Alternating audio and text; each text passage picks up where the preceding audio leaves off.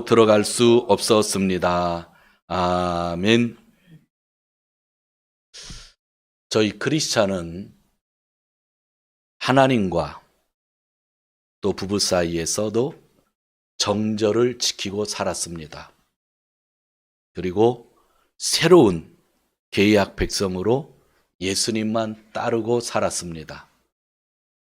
물론 거짓을 사용하지 않는 사람이 되었습니다. 그래서 우리는 죽어도 복이 있는 겁니다. 만약 이렇게 살지 않은 사람은 죽으면 절대로 복이 없습니다. 그러나 이렇게 살았기 때문에 우리는 죽어도 복이 있는 겁니다. 그리고 하나님은 정의를 보여주셨습니다. 그런데 하늘에서의 복을 강조하다 보면 우리가 잃어버리는 것이 있을 수 있습니다. 그것은 이 땅에서의 삶입니다. 저는 감히 말씀드릴 수 있습니다. 땅을 버리는 자는 하늘도 버리는 자입니다. 땅에 살 동안 정말 온유하게 잘 살아야 합니다. 지난주 팔복의 내용을 인용하면서 온유한 자가 땅을 차지할 것이라고 그랬는데 한국 성경이 가지고 있는 온유라는 단어가 다른 일본 성경이나 다른 버전의 성경들을 보면 어디에서는 가난한 자라고 번역된 데가 있고 어디에서는 겸손이라고 번역된 데가 있습니다.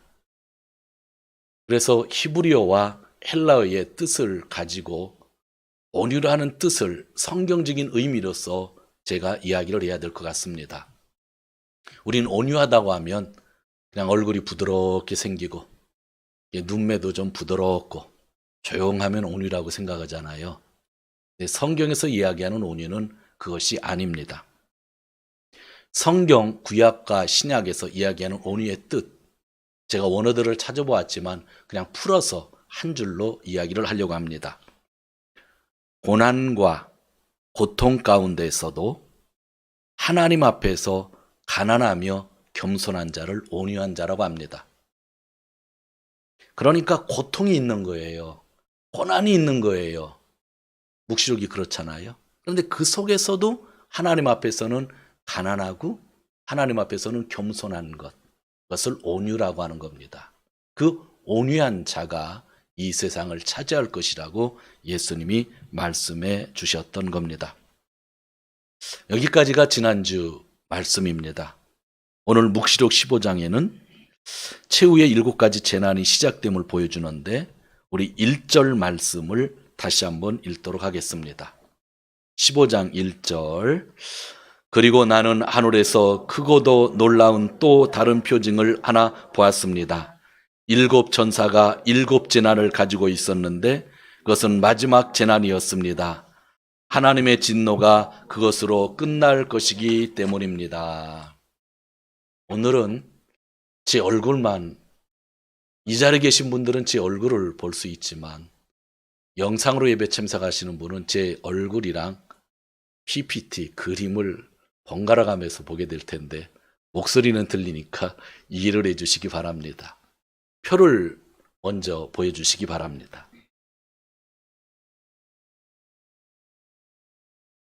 표가 그려져 있는데 우리가 성경을 읽을 때에 6장에서 18장까지가 묵시록에 있어서 하나님의 심판, 하나님의 재난에 대한 이야기를 하는데 이런 구조입니다. 첫 번째 봉인이 떨어지죠. 두 번째 봉인이 떨어지고 세 번째 봉인, 네 번째 봉인이 떨어지죠. 그때 막 색깔들이 나왔잖아요. 말들의 색깔들. 다섯 번째 봉인이 떨어지고 여섯 번째 봉인이 떨어졌을 때 견딜 수 있는 게 없었어요. 아무도. 너무나 큰 지진이 있고 완전 땅이 뒤집히니까 살 수 있는 사람이 없었어요. 그때 마지막에 누가 이 재난을 피할 수 있으랴 했더니 14만 4천 명이라고 하는 상징의 크리스찬이 재난을 견딘다고 말을 했고 거기서 희망을 가진 사람들이 있었을 때 하나님이 예수님께서 7번째 봉인을 띄신 겁니다. 이런 책에 있었던 봉인을 띈 거예요. 그랬더니 7째 봉인을 띄자마자 첫 번째 나팔이 나오고 두 번째 나팔, 세 번째, 네 번째, 다섯 번째 나팔이 나오고 또 여섯 번째 나팔이 나오고 난 다음에 두 증인, 즉 교회의 활동이 있었고 마지막 일곱 번째 나팔이 불게 되죠. 일곱 번째 나팔까지가 우리가 보았는데 그 일곱 번째 나팔 후에 바로 이제 다음 주부터 계속 보게 될 것이지만 첫 번째 대접에 두 번째 대접에 담긴 재난들이 계속 쏟아지는 겁니다. 그래서 여러분들이 이 심판에 대한 이야기를 할 때 요한계시록은 일곱 가지 봉인, 일곱 가지 나팔, 일곱 가지 대접으로서 6장에서 18장까지 하나님의 심판을 보여주는 것인데 이것은 하나님의 정의를 보여주시는 거고 거기서 또 하나님의 사랑을 우리가 볼 수 있었습니다. 따로따로의 것이 아니라 어떻게 돼 있어요? 일곱 번째 봉인 안에 일곱 나팔이 있는 거고 일곱 번째 나팔 안에 일곱 재난이 있는 거니까 결국은 전부는 일곱 봉인 안에 있는 그런 재난이라고 하는 것을 여러분들이 이해를 하시고 앞으로 성경을 읽으실 때 이러한 그림을 가지고 읽으시면 요한계시록의 6장에서 18장까지의 내용이 잘 이해가 되실 겁니다. 그러니까 봉인의 심판이 따로 있고 나팔의 심판이 따로 있고 대접의 심판이 따로 있는 것이 아니라 마지막 여섯 번째 누가 견딜 수 있을까라고 하는 그 심판의 내용이 일곱 번째 봉인을 떨어지면서 나팔로 자세하게 나왔고 또 마지막 나팔을 통해서 더 자세하게 나온 것을 우리가 보고 있는 것입니다. 2절 말씀, 성경 2절을 우리 같이 읽도록 합니다. 2절 나는 또 불이 섞인 유리바다와 같은 것을 보았습니다. 그 유리바다 위에는 짐승과 그 짐승 우상과 그 이름을 상징하는 숫자를 이긴 사람이 하나님의 검은 고를 들고 있었습니다. 그 숫자 뭐죠? 666이라는 숫자, 그죠? 그것을 누가 이긴 거예요? 교회가 이겼다고 그렇게 이야기를 합니다. 그런데 오늘 저는 여러분들에게 아주 중요한 이야기를 하나 하려고 합니다. 이런 재난들을 우리는 시간적인 순서로 보기 때문에 잘 이해를 못할 때가 많이 있어요. 나는 과거, 현재, 미래라고 하는 시간의 개념을 가지고 있지만 과연 하나님도 그런 시간의 개념을 가질까라고 하는 겁니다. 이 표를 한번 보시기를 바랍니다.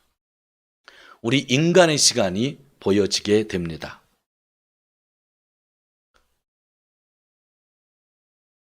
인간의 시간은 과거, 현재, 미래입니다.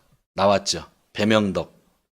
배명덕의 시간은 과거가 있고 현재가 있고 미래가 있어요. 김장로의 시간은 과거가 있고 현재가 있고 미래가 있죠.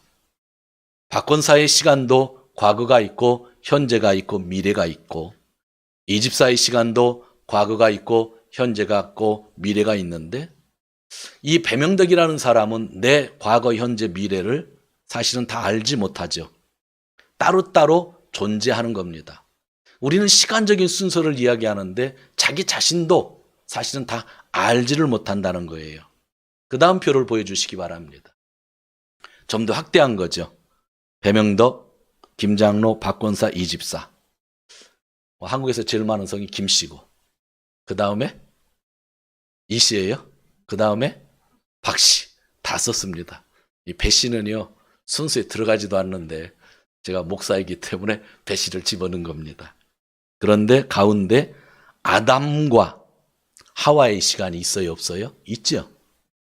그 다음에 또 누가 있어요? 일곱 대접 때의 천사의 시간이 있잖아요. 아브라함의 시간이 있고 공자의 시간이 있고 무함메트의 시간이 있고 석가모니의 시간이 있어요. 인간은 누구나 다 과거, 현재, 미래를 얘기하는 그런 시간 속에 있다는 거예요. 이게 인간의 시간이에요. 근데 우리는 이 시간적인 개념을 가지고 하나님을 생각하다 보니까 하나님도 이 시간적인 개념을 가지고 있다고 생각해서 성경을 해석을 못하는 거예요. 그럼 하나님은 어떤 시간을 가지고 계실까? 그 다음 표를 보시기를 바랍니다.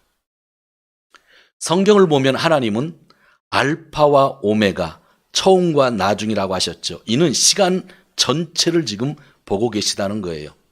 이 그림 안에 좀 앞에 있었던 사람들의 시간이 다 들어있는데 하나님은 이 전체를 현재로서 보고 계신다는 거예요. 이게 하나님의 시간이에요.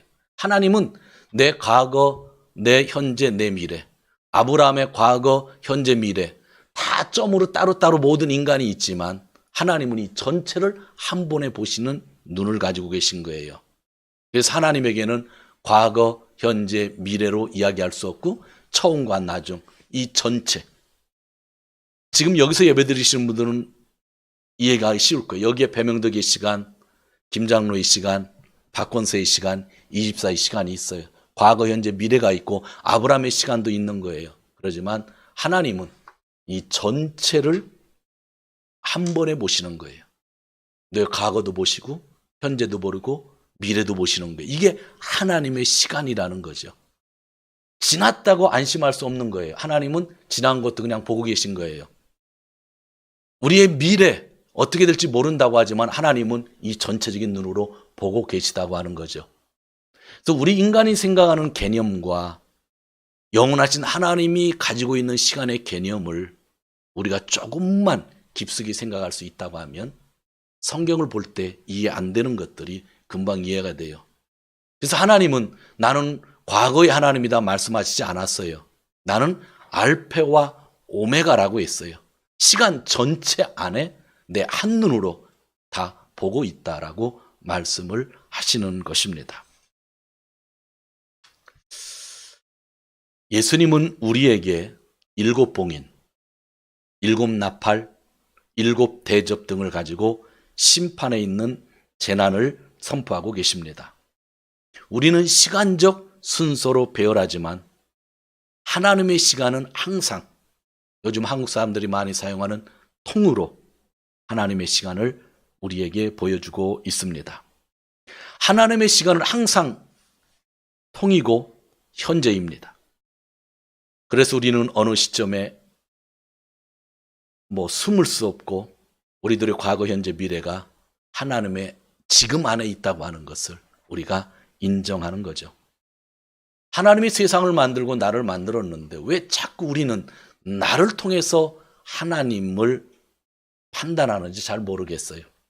성경은 우리가 이해할 수 있을 정도만 우리에게 말씀을 해주셨어요. 이해되지 않는다고 해서 하나님이 이 세상에 계시지 않는 게 아니라고 하는 것이죠. 사랑하는 성도 여러분, 하나님은 심판과 재난을 통해서 크리스찬을 구원하는 사랑을 보여주셨죠.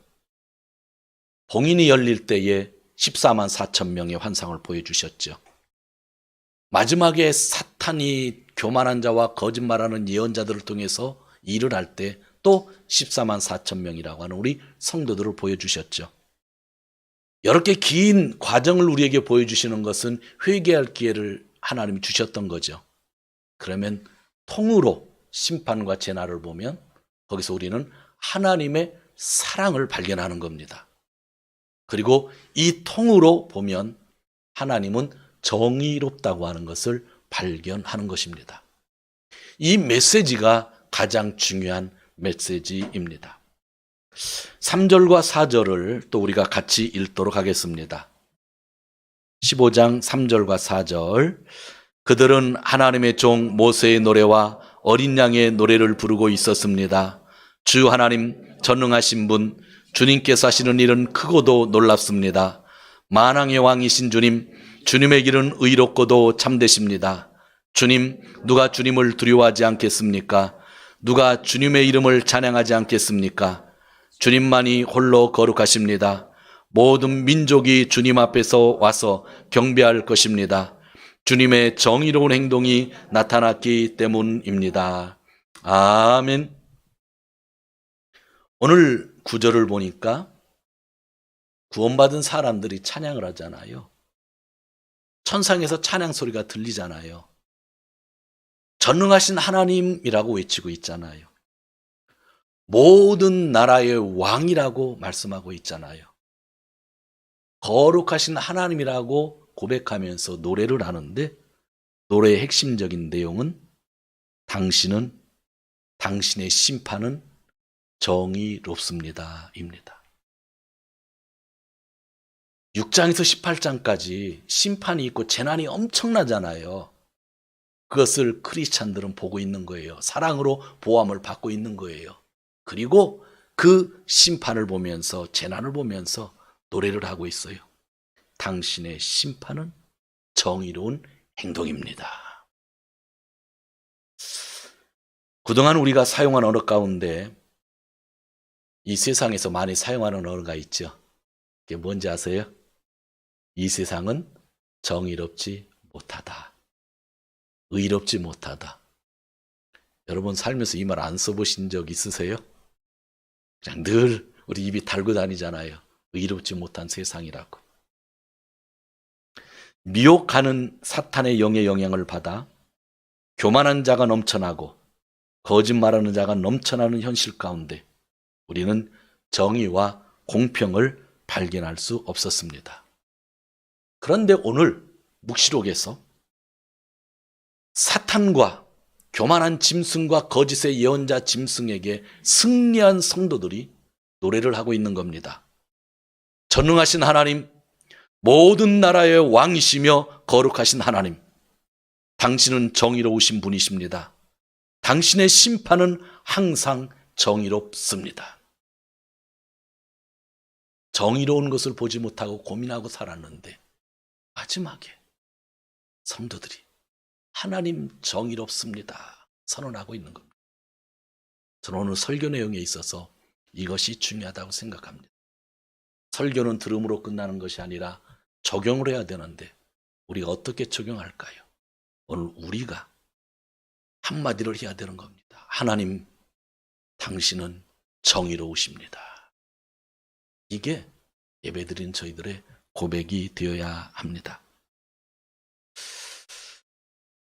사랑하는 성도 여러분, 승리한 자는 하나님이 항상 의롭다고 고백합니다. 이 세상이 아무리 공평하지 못해도 하나님은 공평하신 분이라고 고백을 합니다. 여러분, 여러분의 삶 가운데 어느 정도 하나님이 의롭다고 고백을 하고 계십니까? 이 세상이 불공평하다라고 하는 이야기를 하면서 하나님의 정의로움을 잃어버린 거 혹시 아니십니까? 세상이 불공평해서 원망을 하다가 정의로운 하나님을 잃어버린 것 아닙니까? 세상이 그러할지라도 정의로우신 분이 한 분 있다고 하는 것이 오늘 성경에서 우리에게 말씀하고 있는 겁니다. 오늘은 제가 노래 한 곡을 소개하려고 합니다. 이 노래를 저는 30년 이상 자주 부르고 있는데 간증 영상을 한번 보려고 합니다. 송명희 시인이 쓴 가사인데 나라고 하는 가사로 만들어진 노래입니다.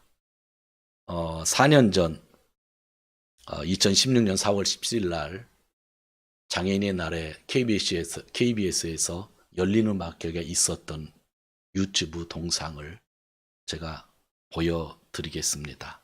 잠깐 그 송명희 시인이 얼굴이 나오는데 그분이 우리 박경순 집사님이랑 동갑이십니다. 지금 한번 보시죠. 오늘은 좀 영상으로 간증을 좀 보겠습니다. 이렇게 저희 자리를 빛내주셔서 너무 감사드리고요. 지금 저희가 앞에서부터 공연을 쭉 하고 있는데 오늘 공연은 어떠신가요?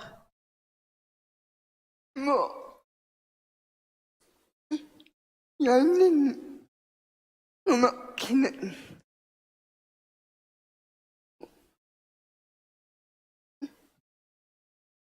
가장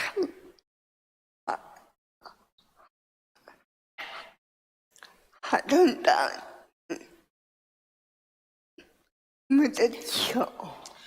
열린 음악회는 가장 아름다운 무대지요.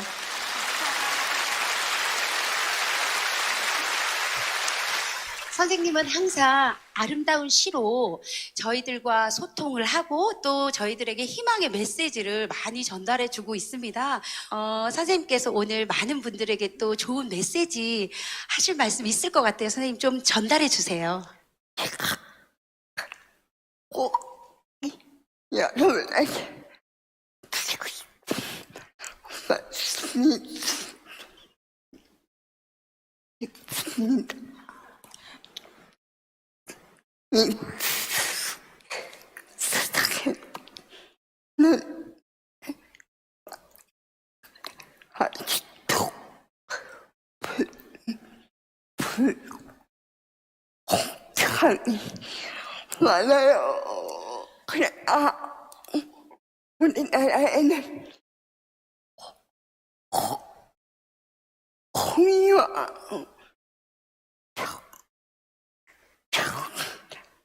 등이 있는 나라 같기를 바랍니다. 그래서 모두가 잘 사는 나라, 자연을 배려하는 나라 같기를 바랍니다. 그래서 모두가 잘 사는 나라, 장애인을 배려하는 나라가 되었으면 합니다.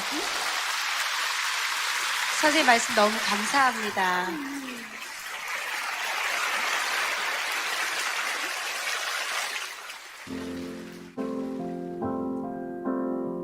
성명희 시인이 쓴 글입니다.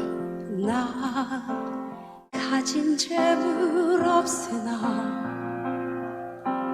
나 남이 가진 지식 없으나 나 남에게 있는 건강 있지 않으나 나 남이 없는 것 있으니 나 가진 재물 없으나 나 남이 가진 지식 없으나 나 남에게 있는 건강 있지 않으나 나 남이 없는 것 있으니 나 남이 못 본 것을 보았고 나 남이 듣지 못한 음성 들었고 나 남이 받지 못한 사랑 받았고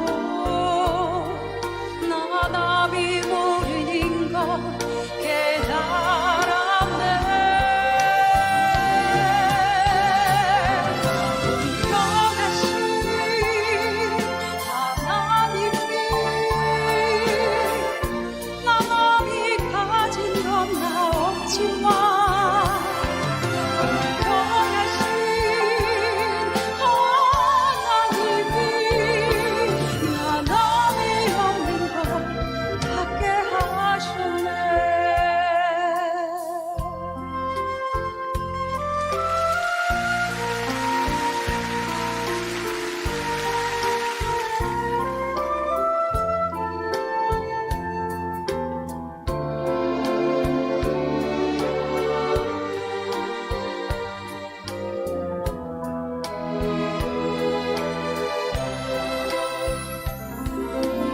나 남이 못 본 것을 보았고 나 남이 듣지 못한 음성 들었고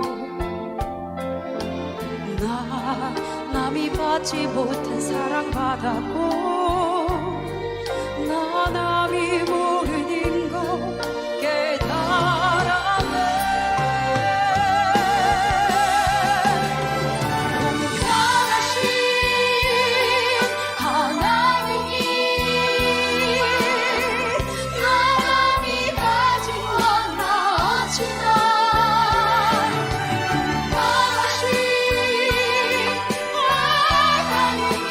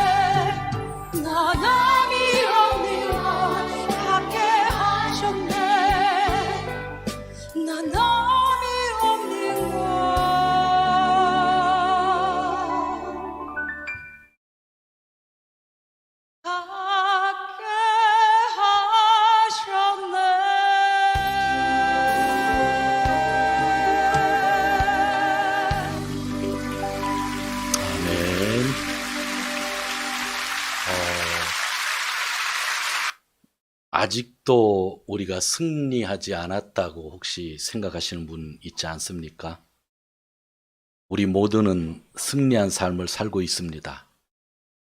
그런데 승리한 사람의 삶이 무엇입니까? 그것은 하나님이 의로우시며 공평하시다고 노래하는 사람들입니다. 오늘 승리한 자들이 부르는 노래, 성경 15장 3절과 4절 다시 한번 같이 읽도록 하겠습니다. 3절과 4절. 그들은 하나님의 종 모세의 노래와 어린 양의 노래를 부르고 있었습니다. 주 하나님 전능하신 분, 주님께서 하시는 일은 크고도 놀랐습니다. 만왕의 왕이신 주님, 주님의 길은 의롭고도 참되십니다. 주님, 누가 주님을 두려워하지 않겠습니까? 누가 주님의 이름을 찬양하지 않겠습니까? 주님만이 홀로 거룩하십니다. 모든 민족이 주님 앞으로 와서 경배할 것입니다. 주님의 정의로운 행동이 나타났기 때문입니다. 아멘. 마지막으로 나라는 노래를 한번 우리가 스크린을 보면서 같이 찬양하겠습니다. 처음 부르시는 분